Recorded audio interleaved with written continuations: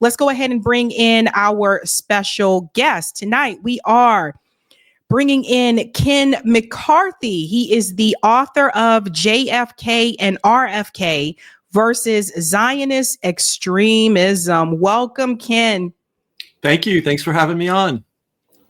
So, Ken, I'm really interested to hear about this. For those who are not aware, if you're a newer viewer, there was a journalist that came onto this show about a year ago. His name is Rick Sterling, and he was the one that kind of woke me up to how JFK actually felt about Israel and the fear of Zionism and what it would become. And now we have Ken McCarthy here, who has written a book about this. And Rick Sterling, you tell me, is one of the contributors. So I want to dive in here a little bit. What is something you think that a lot of people may not be aware of when it comes to JFK and RFK, not RFK Jr., you guys, but JFK and RFK, and what they were afraid of would happen with Israel before their timely demise? Well, I think the most important thing to know is this is the best kept secret in American history, what we're going to talk about in the next few minutes. I mean, nobody knows this stuff. And there's two basic questions. Who is JFK, which may seem like a silly question, and who are the Zionists, which also may seem like a silly question. But I'm going to answer that right now. JFK, I wrote a book previous to this that sort of was a setup for the new book. Here it is, JFK, anti-imperialist. It's little known. When we ask who was JFK, people will say, well, he was a handsome guy. He was a young guy. He had a beautiful wife. He had cute kids. He was assassinated. Nobody knows who did it. And then if they're a little educated, they'll say, well, there was some kind of Cuban Missile Crisis. If they're really educated, they'll say he was trying to get us out of Vietnam. And that's it. If you think about it, if you ask 99 people out of 100, that's all they're going to be able to tell you. He was a staunch anti-imperialist in the 1950s when he was a senator in Massachusetts. Twice he went out on a limb and fought against imperialist behavior on the part of the French coincidentally during the Dien Bien Phu battle, which was sort of the final battle of the French Indochina War. Coincidentally, he was on the floor of the Senate saying, hey, we should not be supporting the French and what they're doing in Indochina. He also gave another speech supporting the, for lack of a better word, rebellion of the people of Algeria against the French. Now, there was no political capital to be earned for a senator from Massachusetts in the 1950s speaking against our ally, the French, and speaking on behalf of Muslim Arabs in Algeria. He did it. All right. I don't think 1 out of 10,000 people in America knows this aspect of his history. So when we look at JFK, he's in the tradition of anti-imperialism, along with Mark Twain, believe it or not, Andrew Carnegie, Grover Cleveland. They were all members of something called the Anti-Imperialist League. The anti-imperialist feeling in the United States has been suppressed very heavily in the 20th century. And John F. Kennedy was bringing it back. That was one of the things he was doing. So this is John F. Kennedy. Now, who are the Zionists? And I think we always need to say this, even though it's probably obvious to all the listeners. Zionists are not Jewish, okay? Zionists are Zionists. They are a member of a political ideology, right? So you can be a Jewish Zionist, you can be a Christian Zionist, you can be an atheist Zionist. And this is very important, and hardly anybody knows this. In the 1930s, you could be a fascist Zionist. In fact, many Zionists were proud to call themselves fascist. That's now out of style, obviously. But there was a great deal of friendship between fascist Italy and the Zionist ideologues. Why? Because the Zionists looked at how the Italians dealt with the Ethiopians, bombing them, starving them, setting up concentration camps, and said, we like the way you guys deal. Maybe we can do business together. Mussolini and the Zionists were allies. He actually admitted over 100 Zionists to the Naval Academy of Italy. So this is something hardly anybody knows. JFK was against fascism, okay? Kind of obvious. During the summer of 1963, he was very concerned that the Zionists were developing nuclear weapons in their atomic lab in the Sinai. He And by the way, a lot of these documents are only just recently released. Talk about secret documents, right? Unreleased documents. But they're all released now. We have them in the book. We have the actual text. Nobody needs to believe me or trust me or anything. We have the actual text. We even have the photocopies of the cover page of every one of these documents. We have the links straight back to the National Archive. There's no dispute. John F. Kennedy was locked in a secret battle against the Zionists in Israel, against them developing the atom bomb. They really, really, really wanted nuclear weapons. He really, really did not want nuclear proliferation. Now, remember, when a lot of people don't know this or never were taught it or forgot, he was against open air nuclear testing and succeeded in getting a test ban signed by multiple countries. This was a massive accomplishment. And it was the beginning of an effort that he was making to first stop the open air test ban, then stop testing, then stop new weapons, and then start dismantling the weapons. That was his long-term plan. So the last thing he wanted were more countries, Israel or anyone else, to develop nuclear weapons. And he was on them about this. And we have the telegrams, the cables, the letters, and the various prime ministers of Israel were hemming and hawing and delaying and obfuscating. He wanted it stopped. And in one of these documents, he warned them. He said, if we don't get in there and see what you're doing, this is going to affect your support that you're getting from us. I mean, he was crystal clear about it. Meanwhile, his brother, who was Attorney General, that was Robert F. Kennedy Sr., was fighting the Zionists on another front. They didn't want to follow the lobbying registration laws in the United States. It works. Is if you're a foreign nation and you want to lobby in the United States, you want to run ads, you want to talk to senators, you want to host conferences, you can do all that. But you have to register. We have to know where the money's coming from. We have to know how you're spending it. And it's so strict that if 3 or more people gather on the behalf of your nation and you're the lobbyist, you have to report the meeting and its contents to the State Department. So, foreign lobbying is allowed, but for good reason, we keep a very, very careful eye on it because it lends itself to corruption very easily. So and I call them Zionists, I'm not calling them Israelis, I'm certainly not calling them Jews. They are Zionists, they are members of what I call a homicidal, larcenous cult, political cult. And they did not want to have to follow the foreign lobbying laws. And Robert F. Kennedy Sr. was pressing them hard to follow those laws. Okay. Again, nobody has to believe me. We have all the documents, all the letters, the cables, the telegrams. It's all in the book. It's black and white. It's incontrovertible. The other thing that's incontrovertible is in November of 1963, John F. Kennedy was murdered. And in essence, that took his brother out as well, temporarily. So this is American history, folks, that I guarantee not 1 out of 10,000 Americans is even vaguely aware of.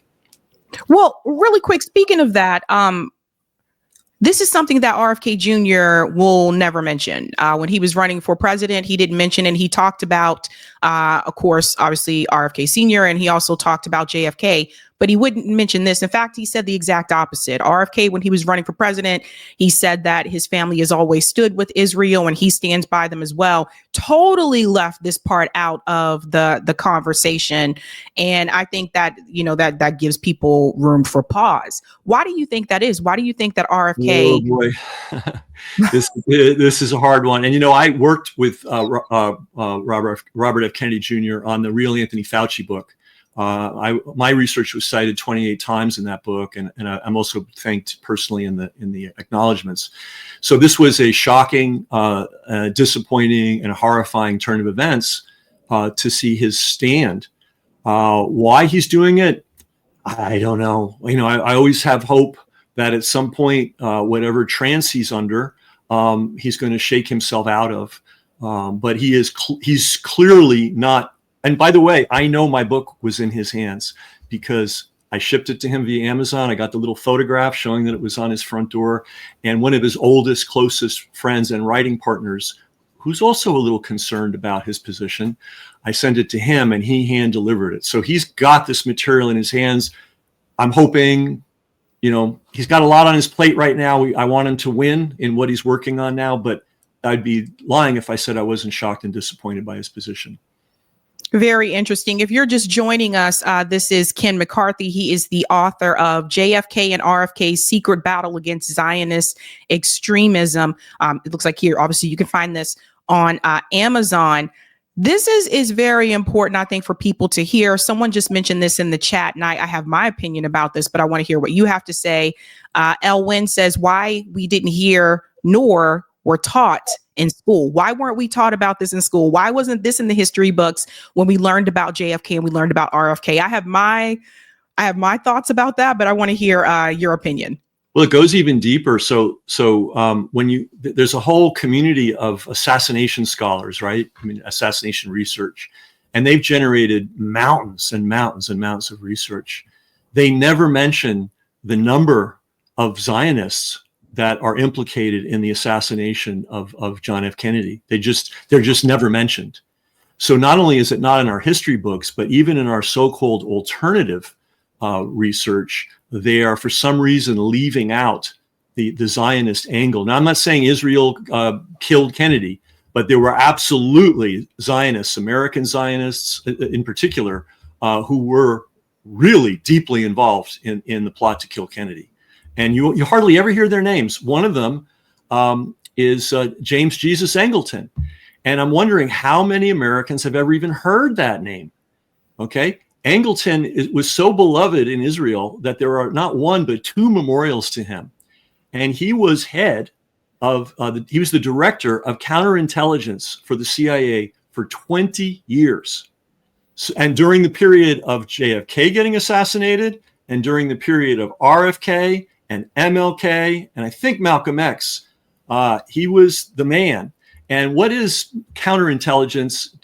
To make it simple, he's the guy that's supposed to keep all the secrets and make sure everything that's done is done secretly. That's what counterintelligence is. And he held that position, just like J. Edgar Hoover held his position for decades, and Anthony Fauci held his position for decades. This Zionist, and by the way, he was probably anti-Semitic, and this is like going to blow people's minds. He was a WASP. He went to Yale, and there was a whole attitude among that class of people.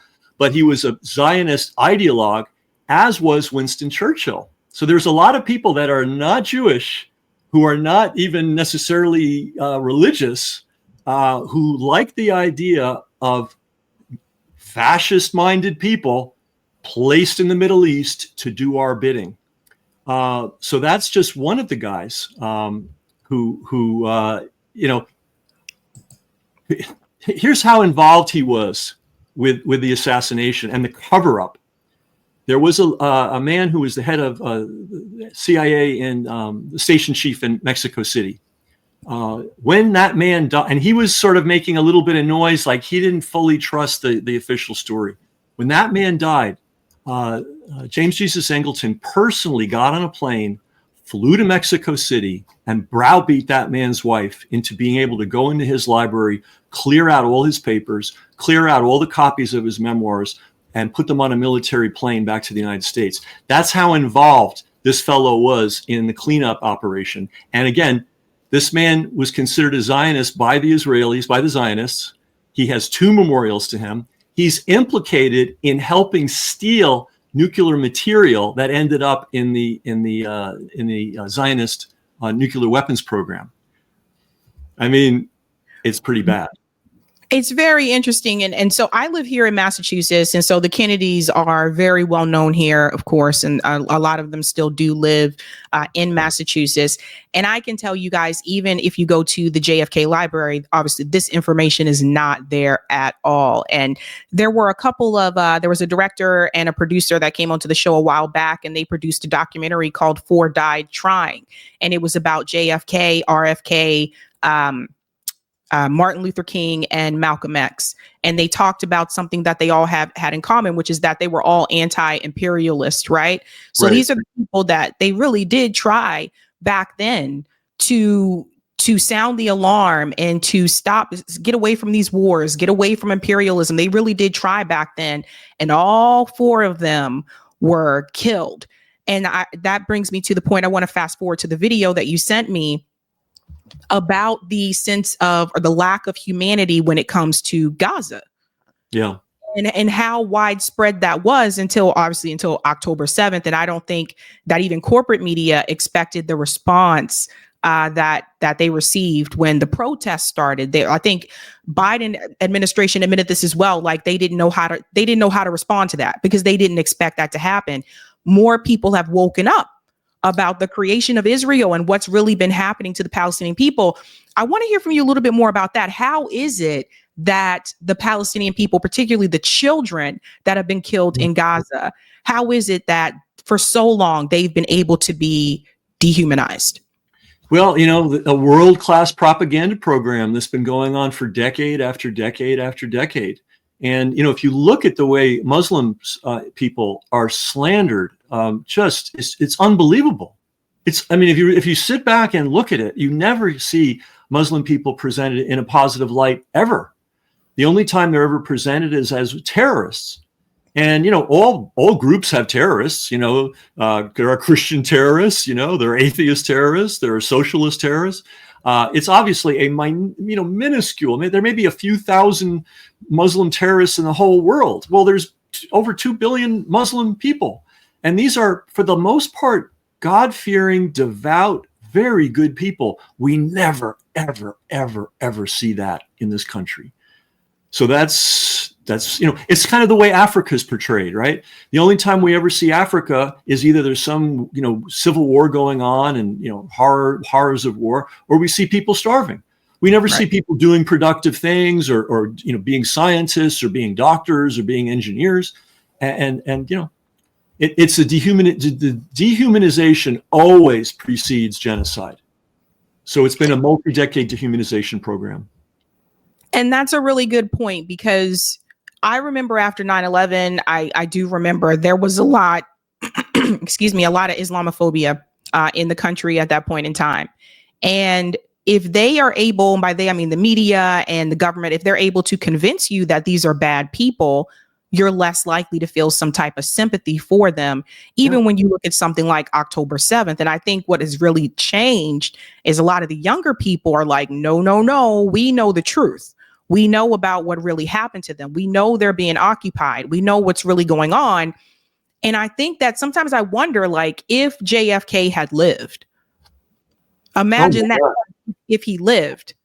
He never in a million years would he have tolerated this.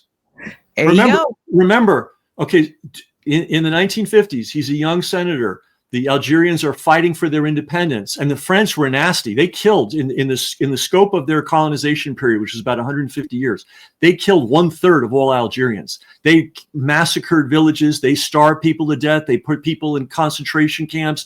They did all the horrible things. What did JFK do? He got on the floor of the Senate as a young man representing Massachusetts and said, "This is wrong. We cannot support this." There's one other element, and nobody has ever seen this, unless you go to YouTube and search it, and you'll find it. When Algeria finally threw off the French and elected their first president, JFK invited the new president of Algeria to come to the White House. Now, they didn't just sit in chairs and get some photographs. They took over the entire backyard of the White House.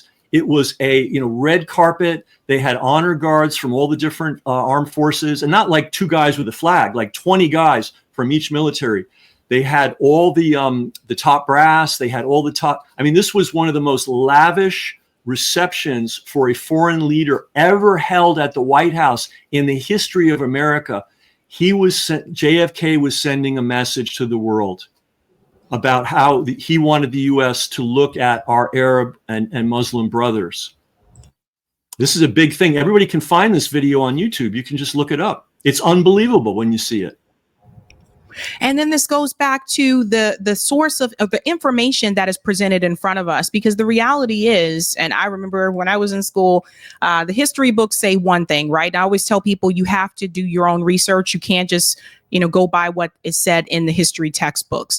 This is also true for the Black Panthers as well. When I was in school, we were taught that the Black Panthers were militant people that wanted to overthrow the government. They didn't tell us that the Black Panthers were feeding people and, built like community centers and clinics. They didn't tell us any of those things. Those are things that I had to learn from family members, from people who were alive during that time.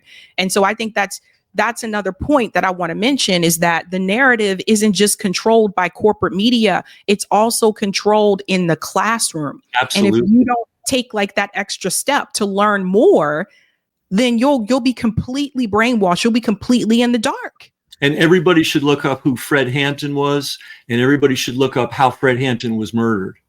If you want, I mean, and how could that, I got to say this. I wait for the BLM. I wait for every year. I wait for the BLM people on the memorial of Fred Hampton's death to say something, and remind people of who this beautiful young man was and what they did to him. And he was a Black Panther. That's why I bring him up. Yeah, very, very young age, but very intelligent, and knew exactly what was going on and how to help people, and the way that they took him out. And we can point out people like J. Edgar Hoover, who now there is, pushback where more people are starting to say, I don't think we should have these buildings named after J. Edgar Hoover, like how he went after people and all this. But again, in school, I wasn't taught those things about J. Edgar Hoover. I was taught that he was a great guy. I was taught that if we didn't behave in school and we got a bad record in our file and we ever wanted to work for the FBI, I'm telling you, I was actually taught this. They would come, see our bad marks in the file, and wouldn't hire us. That's the crazy world that I was raised in. And it's interesting when you think about the Kennedys in general, because I do feel like someone that is not as talked about as much is Ted Kennedy. Even Ted Kennedy, remember, he primaried Jimmy Carter, right? And he didn't win, but he did win some states during the primary. So for those who are, I think a lot of people that are like my age or younger, it kind of, if you look back at all the states that Ted Kennedy won, no, he didn't win the primary, but that sent a strong message. And I feel like against a sitting president, and notice we did not have that again, right? Like there were people running against Joe Biden, and the DNC said, no, we're not going to have like an actual primary or whatever. And I think a lot of it was because of what happened when Ted Kennedy ran. And people to this day argue that him challenging Jimmy Carter weakened Jimmy Carter's position going into the general election. And that's why he did not win re-election. That's what some people still argue. But when you look at the Kennedys as like a whole, there's so much like wrapped in here. Ted Kennedy, another one I've brought up before, that there was the incident where he was with the woman. I believe this woman worked for him at the point in time. I forget her name. We're talking about Chappaquiddick. Correct me, but that whole, you got to dig deep into that. There's a lot of shady stuff behind the scenes that it's a very complicated story, and I wouldn't believe a single aspect of it. We could have a whole show on that. For people who don't know, this woman died. Ted Kennedy, this is the part of the story I know. Ted Kennedy was drinking and driving, and there was an accident. Really, honestly, believe me, when you dig way deep into this story, there's some really weird stuff going on behind the scenes. He may not have been guilty of anything. It's a long story. It's a long story. Interesting. So it almost brings, it poses this question. Was JFK supposed to win, in your opinion? You mean win the next election? Was he supposed to become president at all? I mean, RFK Jr. or RFK Sr.? JFK, going way back. Like, do you think that like the establishment or like the deep state? Really, he's a very, people are going to find this comparison weird, but he's not like Trump. I mean, they're very different guys. But the dynamic is very similar. What people don't know is Joseph Kennedy, the father, was not just a rich guy. He was at the level of a Jeff Bezos or an Elon Musk. He was uber rich. And he had a machine. He wanted his sons to be president. One of them died during the war, and then John was the next one up. And he had a lot of juice behind him. And he basically put John F. Kennedy in the White House. Without his father, there would be no JFK in the White House. No way in the world that have ever happened. That was not a spontaneous outpouring. That was a very clever man with a lot of money, who, by the way, was the master of Hollywood. People don't understand. JFK's father is the guy that modernized Hollywood financially. So he knew everything about image creation and making stars. And, just think about it. Kennedy died, it's a long time ago now, right? We're still talking about him. We're still remembering those images. Well, those images didn't come out of the blue. They were engineered. But it made the Kennedy brothers, because their father was so rich and they didn't need money from anybody, they went with their consciences. There was nobody bribing them. There was nobody paying them off. They weren't necessarily worried about offending a particular. They offended everybody. They offended the Texas oil men. They offended the organized crime. They offended the Zionists. They were just going wild. And I don't think under normal circumstances, without a Joseph Kennedy, John F. Kennedy would ever be president of the United States. I don't think that would have happened in a million years. He might have been a senator, but he might not even made it to senator, And then they made sure that would not happen with RFK Sr. Correct. And one of the things we talk about in the book is Sirhan Sirhan was obviously a patsy. I think everybody understands that who knows the story. He was just standing there with a gun, probably with blanks in it, just firing wildly. And the guy that actually shot Robert Kennedy was behind him.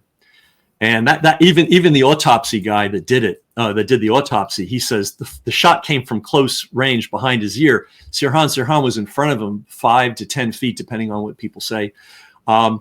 Why, of all the patsies, and I go into this in depth in the last chapter in the book, why of all the patsies in the world, and the CIA has like a supermarket full of patsies, they can just pull one off the shelf anytime they need one. Why did they pick a Palestinian? I address that in the book, in the last chapter of the book, and that's when we get deep into the Zionist connections of the mechanics. When I say mechanics, the people who actually organize the assassination and cover up. That's the important thing. You can't just committing a crime, pretty easy. Committing a crime in broad daylight with a big public figure, it's not hard. The hard thing is covering it up and covering it up for decade after decade. But I want to assert that we don't need to see any more new papers released. We have more than enough information to know who the people were that organized it and organized the cover-up. And the weird thing is we know everything. We know who shined Jack Ruby's shoes the day he shot Oz. We know everything except what really matters. And that's James Jesus Singleton and another Zionist called Meyer Lansky, who was the godfather of godfathers. And he was the guy he's the guy that put organized into organized crime. He was called the mob's banker because he laundered all their money. All right. So you had all these little crime families doing their little business. There was one guy laundering all the money, and he was the developer of something called Murder Inc., which was a nationwide network of hitmen. Another word for hitmen is assassins. So and this guy, by the way, the Kennedys were going after him big time too. His name is never mentioned. And he managed to stay out of the church committee hearings. If anybody ever knows that history in the 1970s, that's when we were told that the CIA and the organized crime got together to kill Castro. And perhaps that leaked over and ended up killing Kennedy.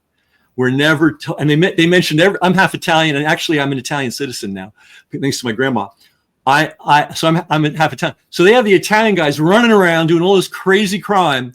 And there was one guy in the background puppet mastering the whole thing, and his name never got brought up in the church committee meetings. And he helped Israel get weapons during when it was illegal to send weapons to Israel. It's very interesting. And one more thing that I want to mention as well. So you're basically saying that we really don't need those files declassified by Donald Trump for JFK. We know. We have all the evidence that we need. In fact, they even ignore stuff. Like if there was one of the things that they kept out, it was revealed about 5 or 6 years ago that the CIA was reading Lee Harvey Oswald's mail before he shot Kennedy. So they knew who Lee Harvey Oswald was. Obviously, they were paying close attention to him. Obviously, they kept the name of the man secret who was actually doing the reading of the mail. And by the way, the guy that assigned the job, James Jesus Singleton.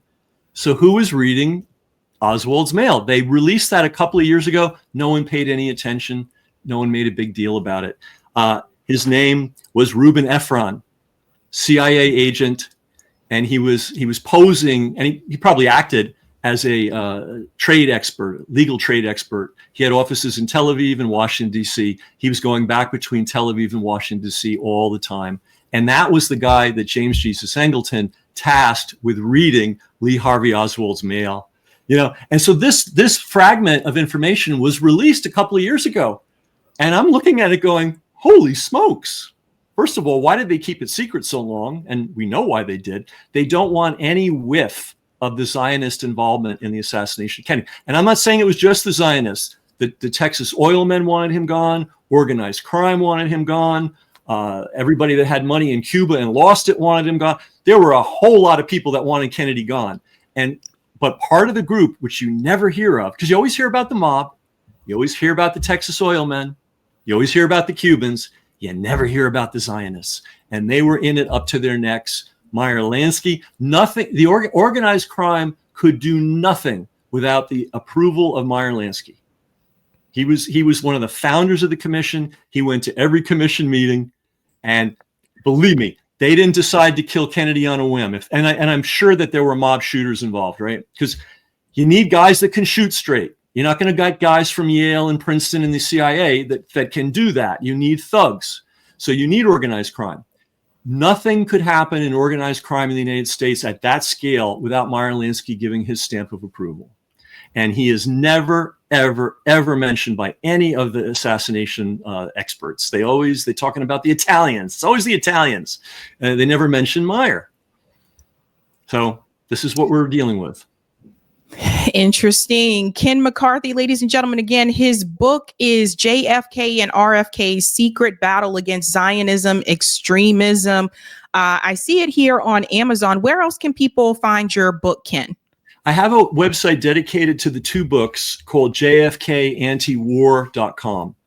And you can find out, you can get information on this book and on the other book, this one here. You can also order, if you don't like Amazon, and a lot of people don't, there's an alternative way to order. It will cost a little more. It'll take a little longer, but you can evade and avoid dealing with Amazon. Also, we have lots and lots of videos. I have a lot of videos on the fact that Israel was pursuing nuclear weapons and actually got them. And it was, by the way, it was LBJ that said, hey, go ahead, guys. We don't care. Go ahead, do what you want. There you go. All right, Ken McCarthy, thank you so much for your time. Guys, go check out his book. Again, JFK and RFK's Secret Battle Against Zionist Extremism. Thank you so much, Ken. Thanks for having me. Hey, guys, this was a Sabby clip. If you like what you saw, hit that like button and subscribe.